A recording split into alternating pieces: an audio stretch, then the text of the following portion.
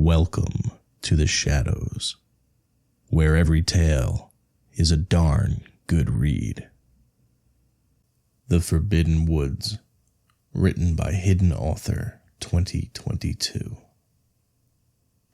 We weren't supposed to leave the town, ever. The adults said it was to protect us from the monsters outside, the things lurking in the shadows of the Forbidden Woods. It was a rule everyone followed, even though none of us had seen these so-called monsters ourselves.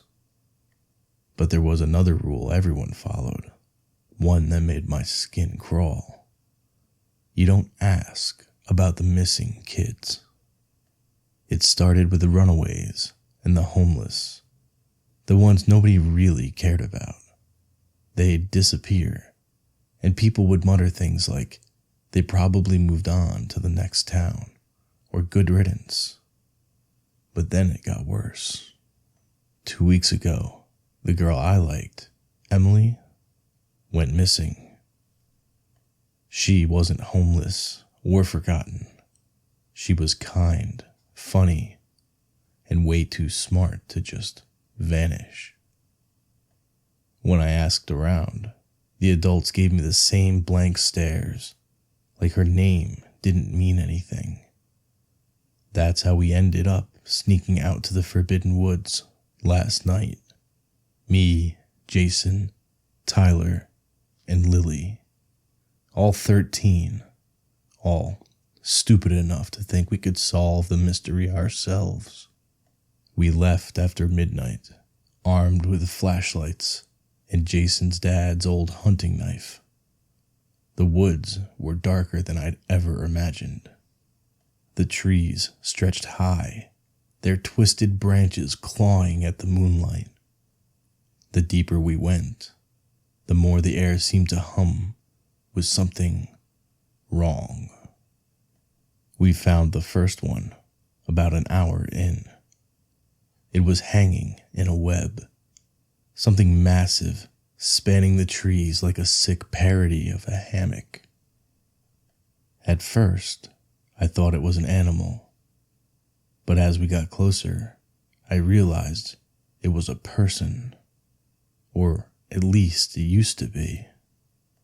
Its body was thin, unnaturally stretched, like its bones had been snapped and reassembled by someone who didn't know what a human was supposed to look like. Long, spindly arms with too many joints dangled limply, while legs twisted backward at grotesque angles. Its face was the worst. Hollowed-out cheeks, skin stretched taut over a misshapen skull. Its eyes were black pits, but I swear I saw something moving inside them. Lily screamed, and the thing twitched. It wasn't dead. Its head jerked towards us, moving in short, unnatural bursts. Then its mouth opened, and it spoke. "Help me!" The voice was garbled, like it had forgotten how to use words. Jason grabbed Lily and pulled her back, but I couldn't move. I couldn't look away. Then it started crawling. It moved like a spider, its limbs bending in impossible ways as it scuttled down the web. The sound of its joints cracking made my stomach churn.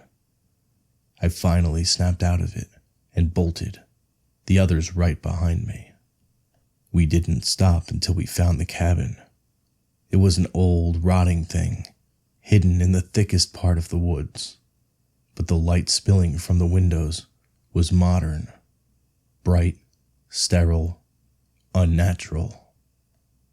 Inside, we saw everything. Cages lined the walls, each one crammed with kids and teens. Some were unconscious.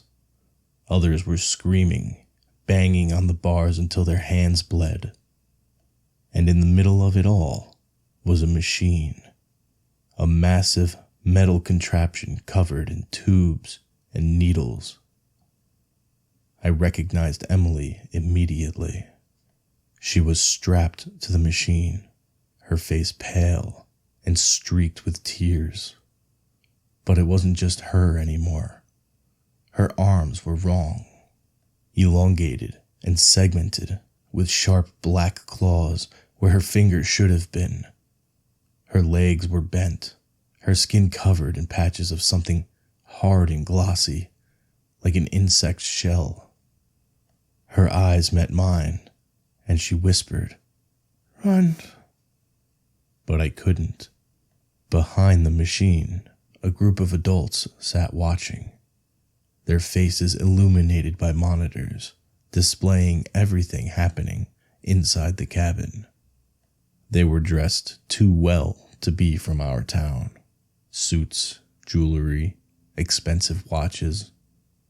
One of them leaned forward, sipping champagne as Emily screamed in agony. I recognized him from the newspapers. He was a politician from the neighboring city. Jason tugged on my arm. "We need to go, now." But Emily let out a sound, half scream, half chittering, and it froze me in place. Her transformation was accelerating, the hard plates spreading across her body, her screams becoming inhuman clicks and hisses. The people behind the monitors were laughing. Jason yanked me hard, and I stumbled back.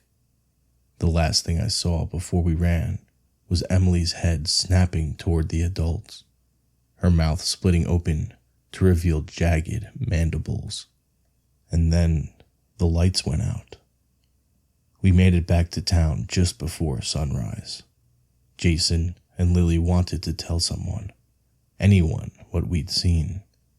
But who would believe us?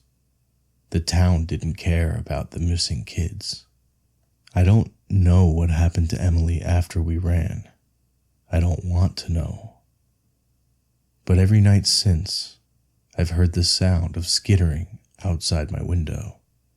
And sometimes, I hear her voice. "Run."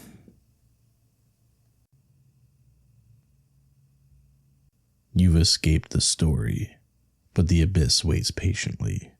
It will always pull you back. For a darn good read. Like and subscribe for more.